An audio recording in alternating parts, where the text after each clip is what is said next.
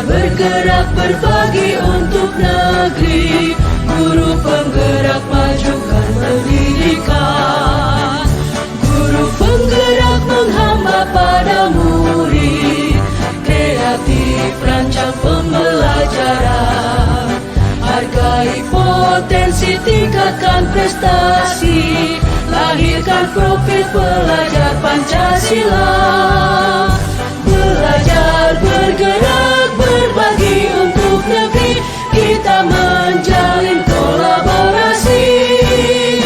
Belajar, bergerak, berbagi untuk negeri, demi bakti pada Ibu Pertiwi. Selamat siang semuanya. Siang. Sama-sama, marilah kita ucapkan puji syukur kehadirat Allah Subhanahu wa Ta'ala yang telah memberikan taufik dan hidayahnya sehingga kita bisa berkumpul di ruangan ini untuk penindasan budaya positif. Ini sebenarnya Bapak Ibu bukan untuk menggurui, cuman kami hanya ingin melaksanakan tugas dari calon guru penggerak, yaitu angkatan 9. Kemudian tidak lupa pula salawat dan salam kita ucapkan kepada baginda kita Nabi Muhammad SAW, yang mana beliau telah membawa kita dari alam kegelapan menuju alam yang kebenaran. Mudah-mudahan kelak di hari yaumil akhir nanti kita mendapat syafaat beliau. Amin. Yang terhormat Bapak Kepala Sekolah SDN 001, kemudian Bapak dan Ibu guru yang berbahagia pada hari ini. Di sini kami akan menyampaikan tentang budaya positif,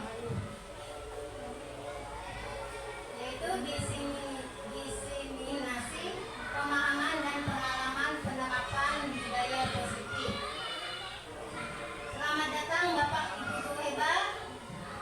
Mari belajar bersama, berkolaborasi, saling mendukung demi mewujudkan budaya positif di sekolah kita yang kita cintai ini, yaitu SDN 001 Batu Sopang. Di sini modul budaya positif yaitu perubahan paradigma belajar, disiplin positif, motivasi diri manusia, kebutuhan manusia, posisi kontrol restitusi, keyakinan kelas, dan yang terakhir segitiga restitusi.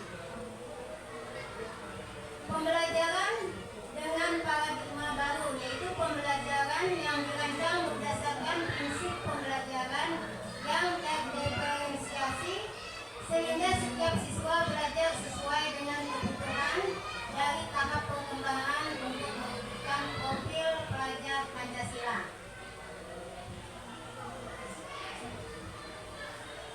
Kayaknya Bapak dan Ibu di sini mulai ngantuk ya. Kita speaking dulu sebentar. Ya, Bu. Kalau kita bilang botak, pegang kepala. Kalau kita bilang buta, mata. Kalau kita bilang batuk, tutup mulut.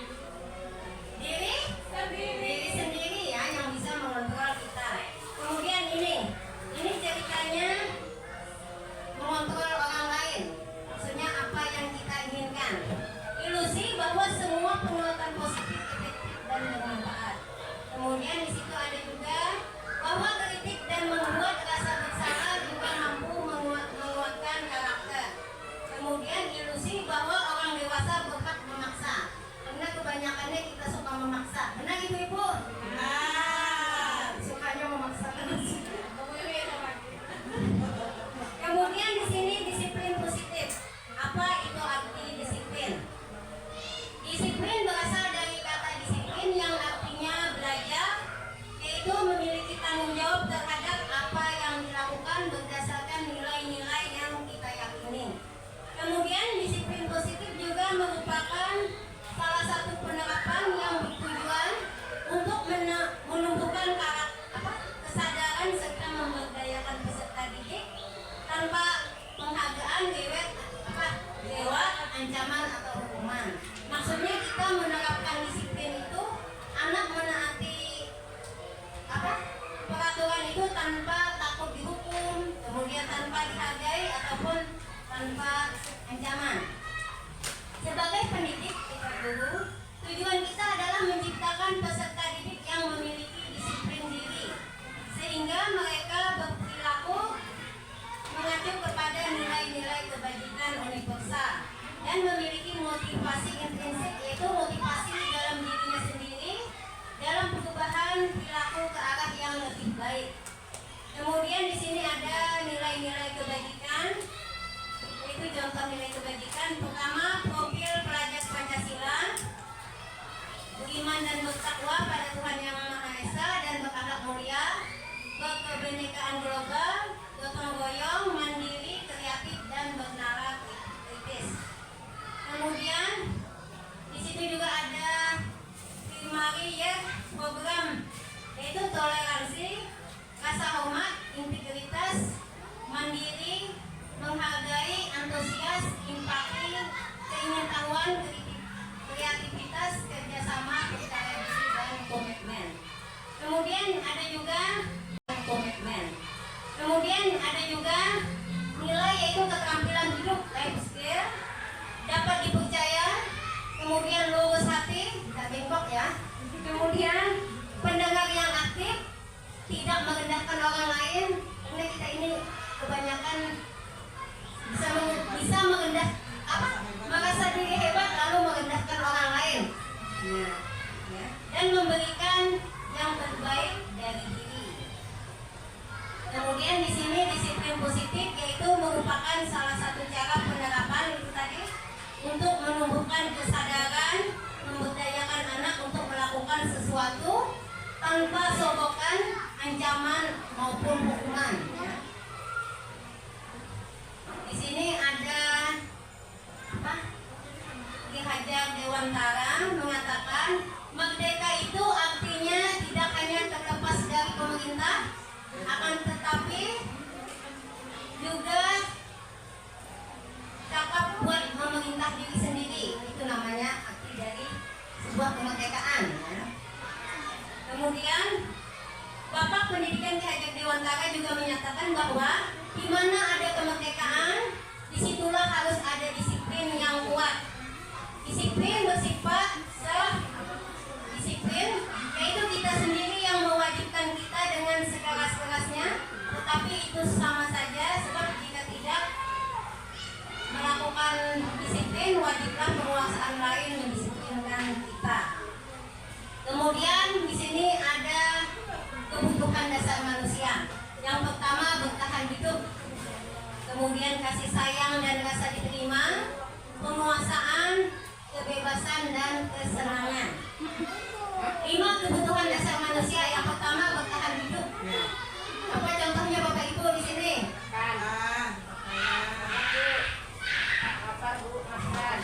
Ya, tempat tinggal dan sebagainya. Kasih sayang. Perlu nggak kasih sayang? Perlu. Kasih sayang kita perlukan ya, baik dari keluarga, kemudian dari lingkungan masyarakat, kemudian dari pasangan kita sendiri, juga kita memerlukan kasih sayang.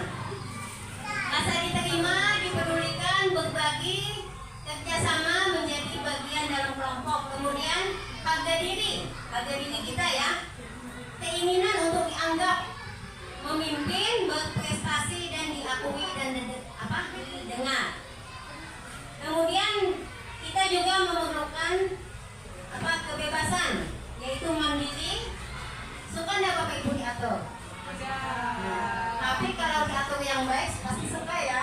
Suka sekali. Kecuali aturan itu yang tidak sesuai, baru kita tidak mengikuti.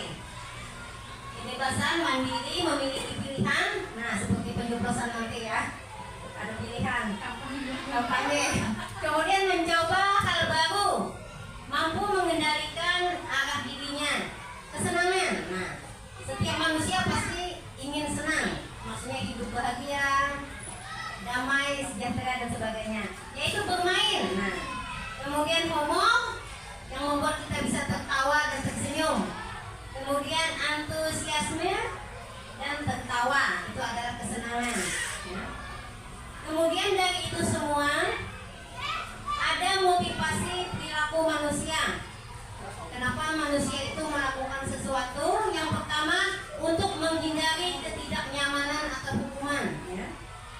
Kemudian itu untuk mendapatkan imbalan penghargaan dari orang lain. Itu adalah dari ekstrinsik, maksudnya seperti anak ya. Dia senang misalnya mendapat penghargaan atau imbalan, tapi dia tidak bisa timbul dari dirinya sendiri. Nah, untuk disiplin misalnya ya.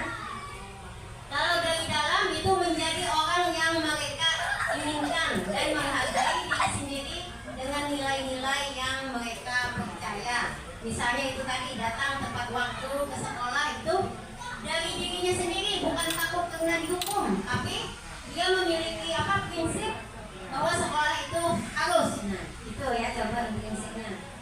Kemudian ada 3 di sini, hukuman, konsekuensi dan restitusi. Perbedaan hukuman, karena kita sebagai guru ini pasti pernah melakukan ini ya. Hukuman, kenapa dikatakan hukuman? Karena hukuman itu tidak terencana atau tiba-tiba. Maksudnya kayak gini, anak datang terlambat ke sekolah itu bukan dia berencana, tapi kemudian dia dihukum, itu kan tiba-tiba. Nah, kemudian murid tidak tahu apa yang akan terjadi atau tidak dilibatkan, kemudian bersifat satu arah karena tersakiti hanya satu orang ya. Kemudian hukuman itu bisa berupa fisik ataupun psikis, yaitu pikiran ya, maksudnya sakit hatinya itu bisa ke badan atau hatinya yang sakit. Nah, kemudian konsekuensi yaitu terencana, itu sejenis peraturan ya, tapi misalnya di kelas ada konsekuensinya, misalnya misalnya masuk kelas tanpa sepatu. Nah, apabila melanggar misalnya ada konsekuensinya, misalnya menyapu halaman. Nah, itu ya. Rencana disepakati sesuai peraturan. Murid tetap dibuat tidak nyaman kalau konsekuensi, karena dia takut ya. Kemudian sikap guru selalu memonitor murid. Kemudian restitusi.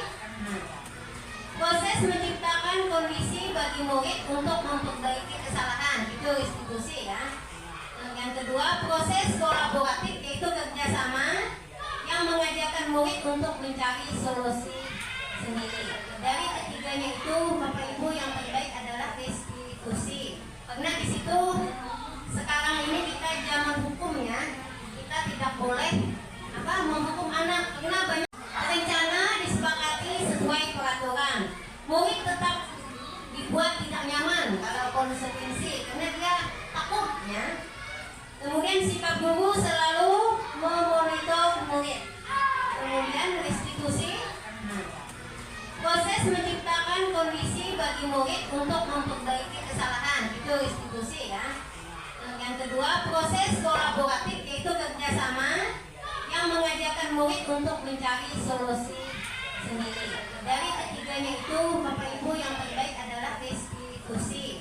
Karena di situ sekarang ini kita zaman hukum ya, kita tidak boleh menghukum anak, karena banyak kejadian guru yang buta matanya ditetapi oleh muridnya, karena dia malah dihukum. Nah, begitu juga dengan kita, misalnya kita bisa dipukul, siapakah itu? Nah, tentu kita akan ada rasa dendam ya.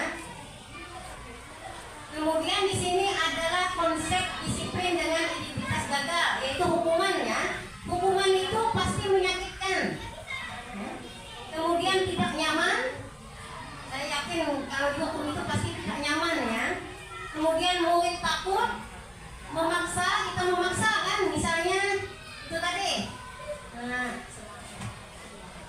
misalnya tidak mengikuti pelajaran seharian, nah dihukum misalnya menyapu halaman dan sebagainya.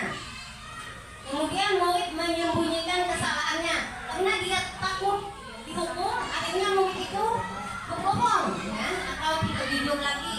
Murid menjadi rendah diri karena akibat dihukum tadi murid malu, karena murid itu sama seperti kita juga punya perasaan ya. Kemudian di situ juga ada penghargaan. Penghargaan juga tidak terlalu baik ya. Yang pertama tidak efektif karena anak itu ada yang diinginkannya. Kemudian merusak hubungan, mematikan kreativitas. Kemudian menghukum dengan sistem ranking dan merampas hak menghargai diri sendiri. Nah, itu dari akibat adanya penghargaan. Kemudian konsep disiplin dengan identitas sukses ya. Dengan melakukan ini, insya Allah kita bisa sukses. Yang pertama konsekuensi, yaitu penguatan tapi jangkanya pendek, maksudnya sebentar aja. Kemudian perlu monitoring berkelanjutan. Stimulus respon, murid mematuhi peraturan, kemudian di sana juga ada kehilangan waktu untuk memenuhi kesalahan. Nah, yang terbaik itu adalah apa Bapak Ibu? Nah, restitusi ya. Di situ kita akan menciptakan murid yang bertanggung jawab untuk perilakunya. Fokus pada pemecahan masalah jangka panjang. Kemudian murid bisa menghormati dirinya dan orang lain. Teori kontrol, dirinya memegang kontrol. Kemudian murid bersemangat untuk memperbaiki kesalahan. Itu dari restitusi. Kemudian pendekatan restitusi.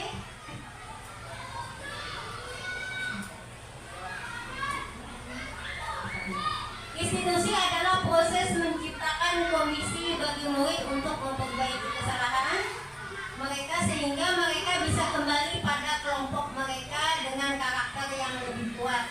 Biasanya anak itu Bapak Ibu kalau kita hukum, dia akan merasa rendah diri, dia akan merasa minder, dan kita takut dia nanti akan berbuat hal yang lebih tidak diinginkan lagi, misalnya sehabis dihukum itu ya. Kemudian ciri-cirinya yaitu bukan untuk menebus kesalahan dari restitusi itu tadi, tapi memperbaiki hubungan ya. Kemudian tawaran bukan paksaan. Kemudian dari situ juga menuntun untuk melihat ke dalam diri, mencari kebutuhan dasar yang mendasari tindakan. Maksudnya kenapa anak itu melakukan itu, tentu ada apa alasannya ya. Kemudian fokus pada karakter bukan pada tindakan. Yang terakhir menguatkan dan fokus pada solusi. Artinya kita mencari jalan keluar sehingga anak itu tidak lagi melakukan kesalahan. Di sini ada perbedaan antara hukuman, konsekuensi dan restitusi. Guru menghukum berdiri di depan kelas, atau menulis di buku tulis berjanji tidak lupa mengerjakan PR sebanyak 100 kali. Itu adalah sebuah hukuman ya. Guru marah dan murid menjadi takut. Nah, saya yakin pasti murid itu akan takut kalau kita marahin. Kemudian konsekuensi apa contohnya? Ayo Bu Selvi. Apa contoh konsekuensinya? Pastikan kertas teman yang disobek. Iya. Yaitu guru memberikan konsekuensi untuk mengerjakan PR pada jam istirahat gitu ya. Maksudnya kalau dihukum tadi dia diberikan hukuman. Nah, kalau konsekuensi kan dia tetap mengerjakan PR, tetapi di saat jam istirahat. Nah, kemudian restitusi yaitu guru menanyakan keyakinan kelas ya, dan menanyakan diri dan membantu siswa menyelesaikan masalahnya. Guru terbuka dan siswa menghormati dirinya dan orang lain. Kemudian kita akan 5 posisi kontrol ya. 5 posisi kontrol ini adalah yang dimiliki oleh seorang guru ya, atau kita sebagai pendidik.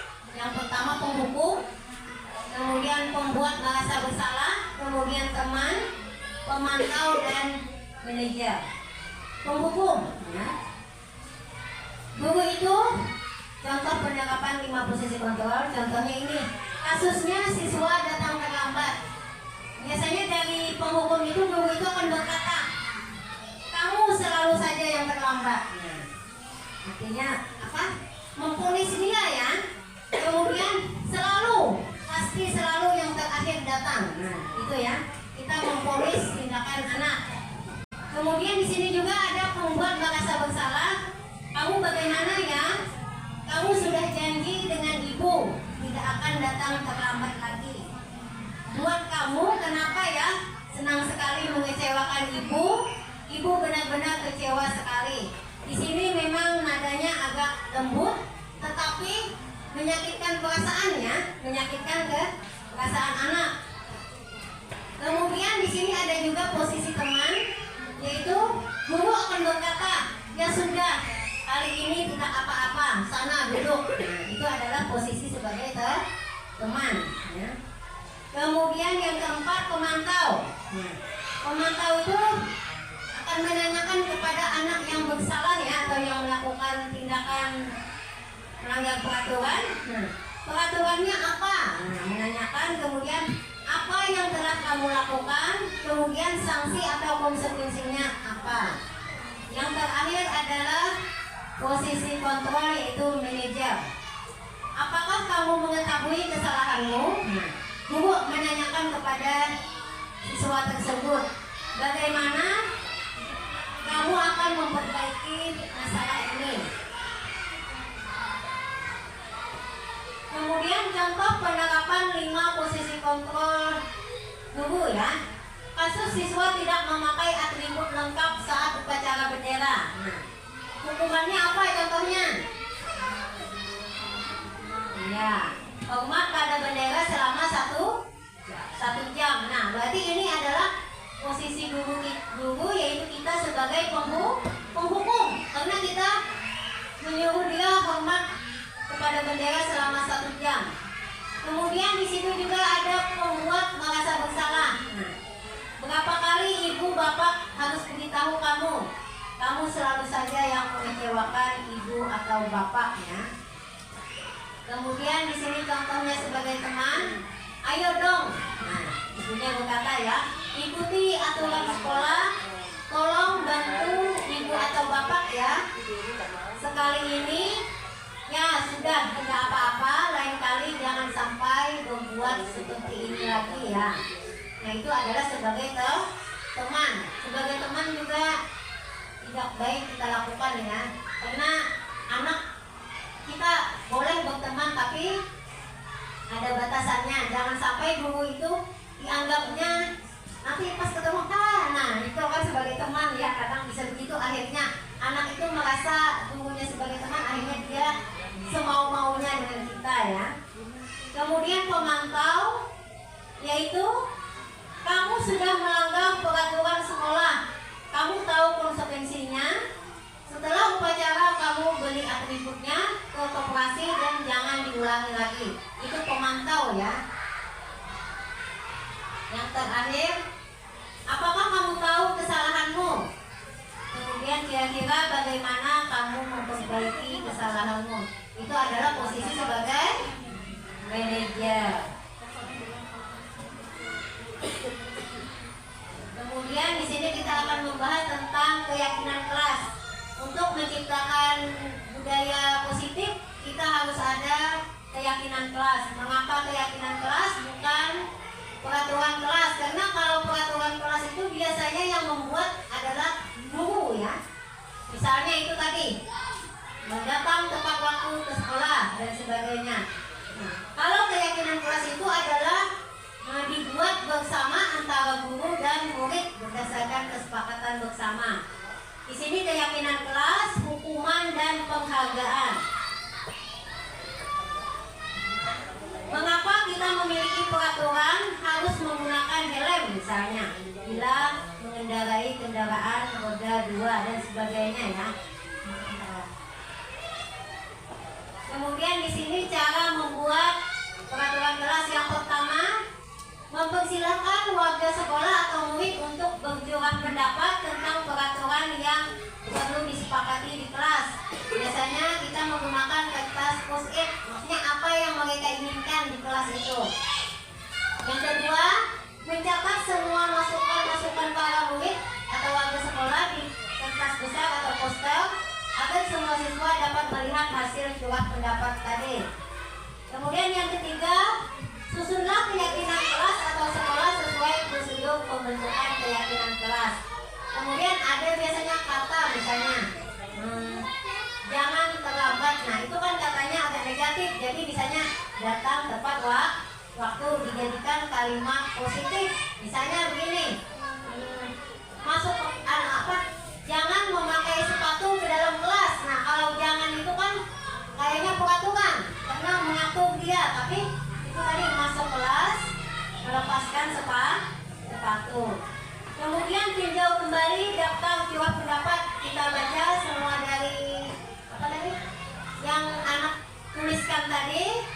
Kemudian kita tinjau, kita lihat mana saja yang akan kita sepakati. Tinjau ulang keyakinan kelas secara bersama-sama. Maksudnya misalnya begini,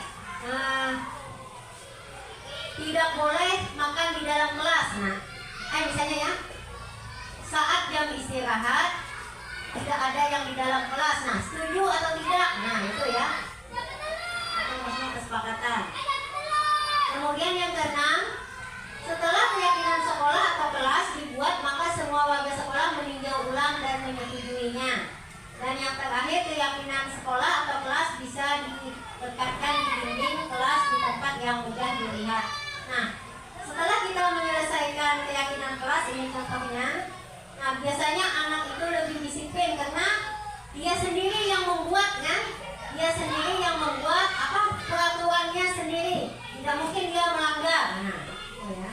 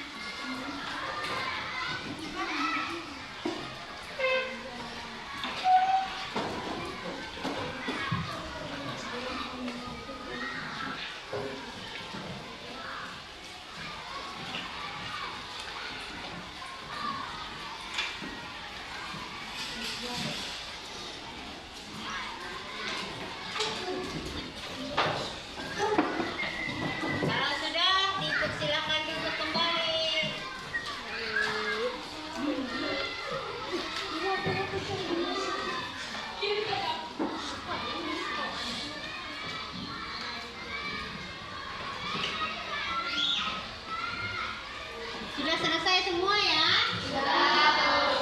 Ini adalah kesepakatan kelas yang kalian inginkan ya. Ibu bacakan ya.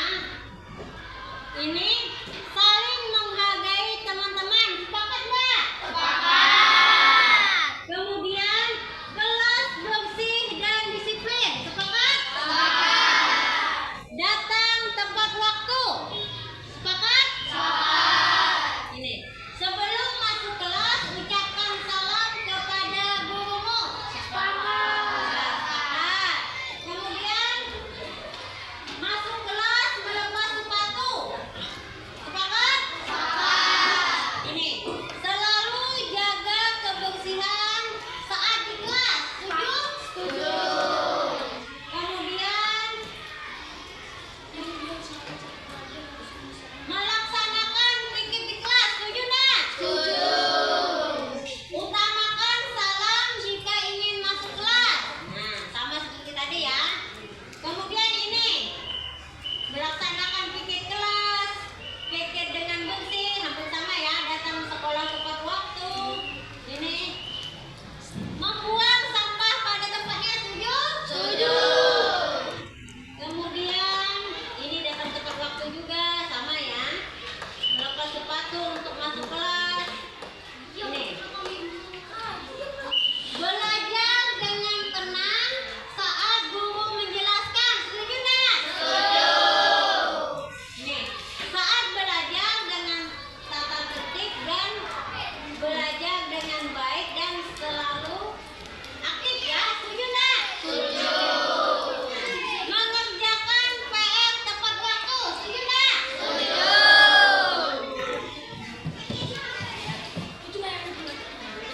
Semuanya bagus ya.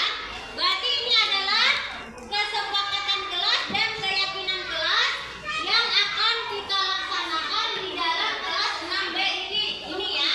Nah, semuanya hebat dan mantap. Tepuk tangan buat semuanya.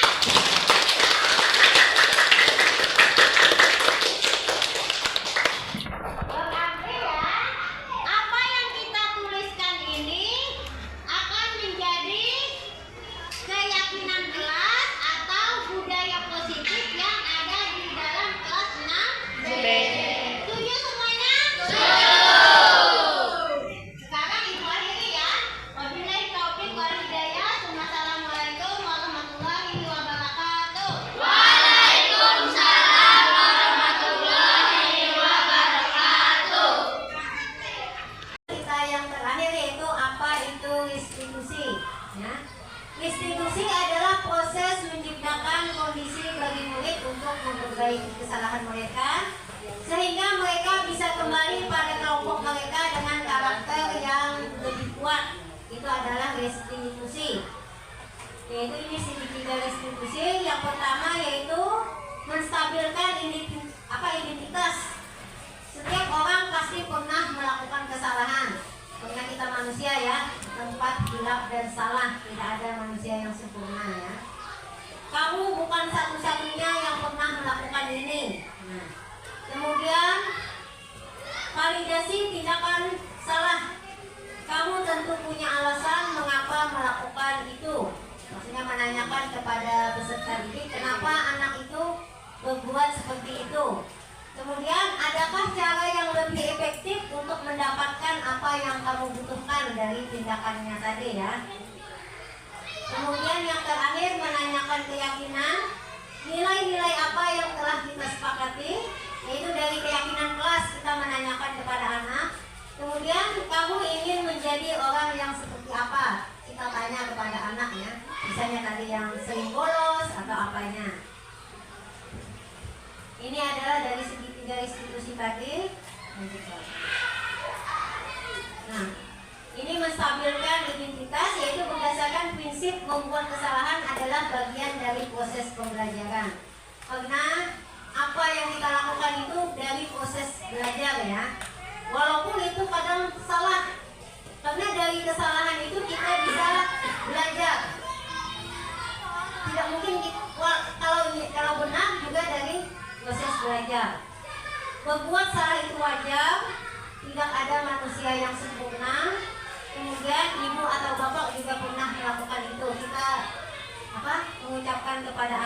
Kemudian ibu atau bapak juga tidak mau mencari siapa yang salah, tapi ibu bapak ingin mencari solusi dari permasalahan ini. Kamu berhak merasa begitu, ya. Kemudian dari validasi tindakan yang salah. Dari kesalahan anak tadi kita mencari, ya, menggali apa sebenarnya yang dia lakukan itu, alasannya untuk apa. Berdasarkan prinsip setiap perilaku berupaya memenuhi suatu kebutuhan. Yang pertama, kamu pasti punya alasan mengapa melakukan hal itu. Misalnya tadi anak yang terlambat ke sekolah, mungkin saja dia bangun siang, atau mungkin saja dia harus mengerjakan pekerjaan rumah, akhirnya dia terlambat ke sekolah.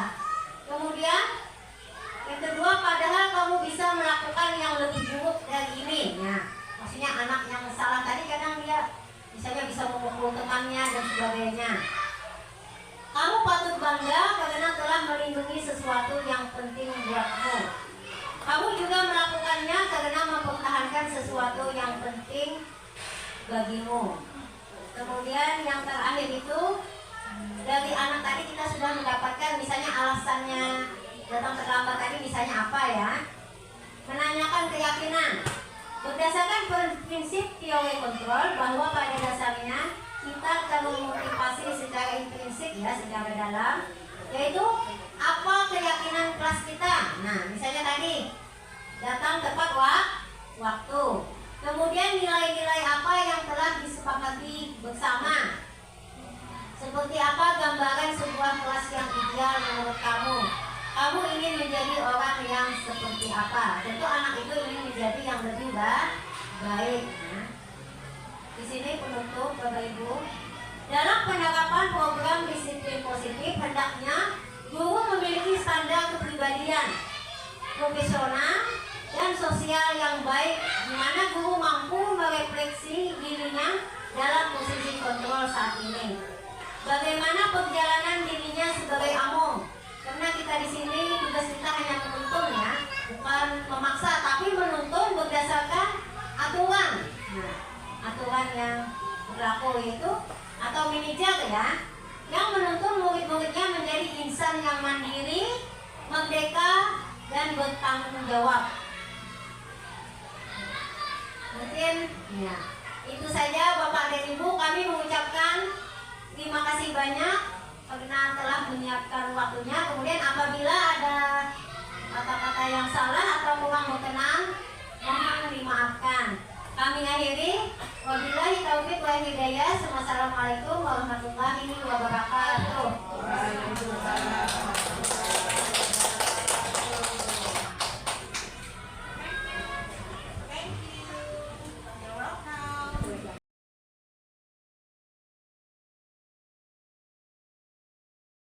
Ainun, tadi Ibu dengar laporan dari ketua kelas, katanya kamu habis bertengkar dengan Ilham, ya? Iya Bu, habisnya kesal sih. Kenapa kesal? Ilham terus-terusan mencontek hasil pekerjaan saya. Ya, wajarlah kamu kesal. Jika Ibu berada dalam posisi kamu, Ibu juga akan berbuat hal yang sama. Lalu apa yang kamu lakukan terhadap Ilham? Saya marah-marah Bu, saya maki-maki Ilham dan tanpa sadar saya memukul mejanya. Oh, begitu. Kamu berbuat seperti itu tentu ada alasannya, ya. Iya Bu, masa saya diam saja? Saya kan sudah susah payah mengerjakan, tapi Ilham hanya mencontek, tidak mau berusaha sendiri. Iya, wajarlah kamu marah-marah dengan dia karena pekerjaan kamu dicontek begitu saja oleh Ilham. Ibu sangat menghargai tindakan kamu yang tidak berbuat lebih buruk daripada itu, misalnya memukul Ilham.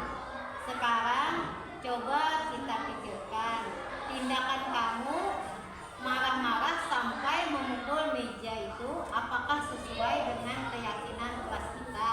Tidak Bu. Menurut kamu, keyakinan kelas apa yang sudah kamu langgar? Saling menghargai dan menghormati antar teman. Yang betul. Tidak. Menurut kamu, saling menghargai